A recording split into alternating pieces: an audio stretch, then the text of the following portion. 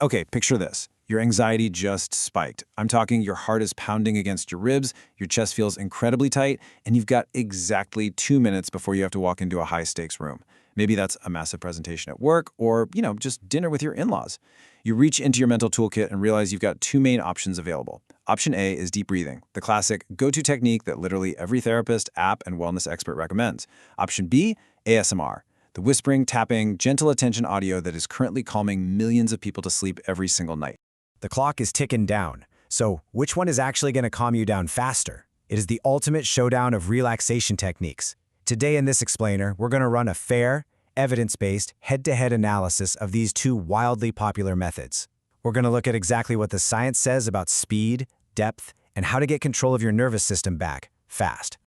Okay, let's dive into this. To figure out how to calm down, we first need to understand what's actually happening under the hood physiologically. When you're anxious, your sympathetic nervous system is just firing on all cylinders. That is your classic fight-or-flight response. Your brain literally thinks that stressful email is a charging tiger. So, to calm down, we need to actively engage the parasympathetic nervous system. Think of this as your body's built-in rest and digest brake. And the main cable yanking that brake, that's your vagus nerve. Now, both deep breathing and ASMR are desperately trying to pull that exact same brake. They just take completely different roads to get there.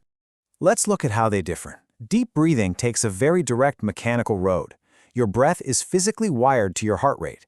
So, a slow exhale physically stimulates the vagus nerve and slows your heart almost immediately. It is a true bottom-up approach. ASMR, on the other hand, takes the psychological road.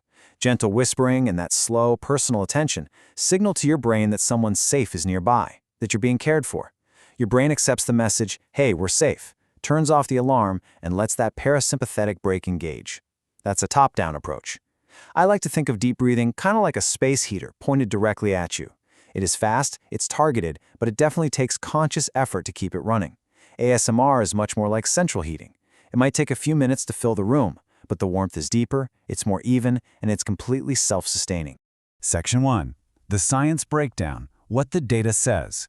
We need to make sure this showdown isn't just based on feeling, but grounded in pure, objective research.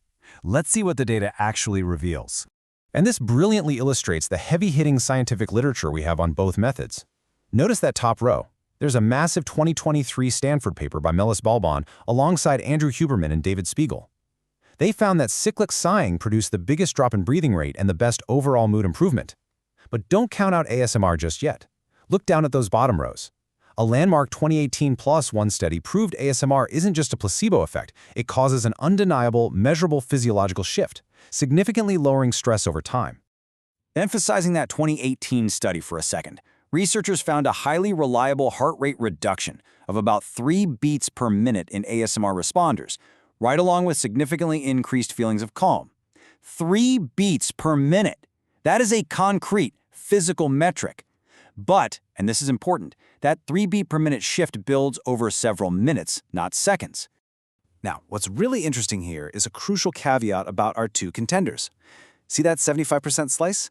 That represents the portion of the population that actually experiences the ASMR tingle and that resulting relaxation response. The reality is, ASMR only works for roughly 70 to 80% of people. For the other 20 to 30%, it honestly might just feel like slightly annoying whispering. Deep breathing, on the flip side, works for essentially everyone because absolutely everyone is wired with a vagus nerve connected to their lungs. Section 2. The honest verdict. Speed versus depth. So, we arrive at the climax of our showdown. Who actually wins this race? Well, if we're talking purely about raw speed in an acute, panicky moment, deep breathing definitively wins. No contest. It relies on a super direct mechanism, it's backed by larger studies, and it works within seconds to a minute. You are literally pulling a physical lever wired straight to your vagus nerve. Plus, it's universal and it's completely invisible, no headphones required. But ASMR wins heavily on depth, immersion, and staying power. It might take a few minutes longer to really kick in, but it produces this deeper, far more pleasant calm. And crucially, it's passive. You don't need the mental bandwidth to concentrate on counting your breaths when your mind is already racing a mile a minute. There is a really important limitation we have to acknowledge here, though. No scientific study has ever raced these two methods directly against each other in a single lab setting. We're inferring this verdict from separate bodies of research, so ultimately the true winner is highly subjective. As the saying goes, the best tool is the one you'll actually reach for.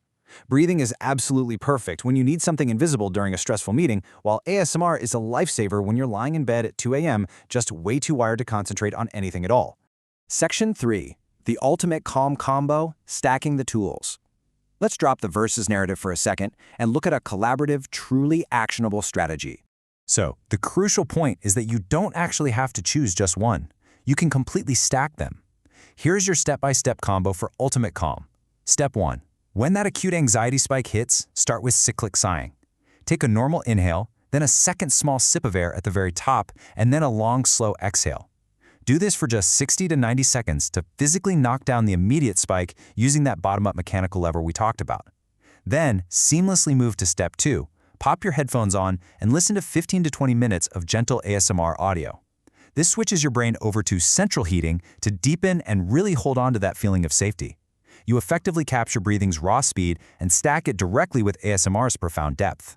Now, it is absolutely vital to remember that while these are free, side effect-free, and highly science-backed tools, neither of them magically cures a clinical anxiety disorder. They don't, and they really shouldn't, replace professional, psychiatric, or psychological care. Think of them as powerful, daily coping mechanisms meant to help you manage your nervous system in the moment, not as medical cures. The true power of understanding this science is that it gives you options. It gives you a profound sense of control right when you feel totally out of control. It allows you to tailor your biological response to the exact demands of your environment. So, I want to leave you with this final thought to apply to your own daily life. Next time panic hits and that clock starts ticking down, which tool are you going to reach for first?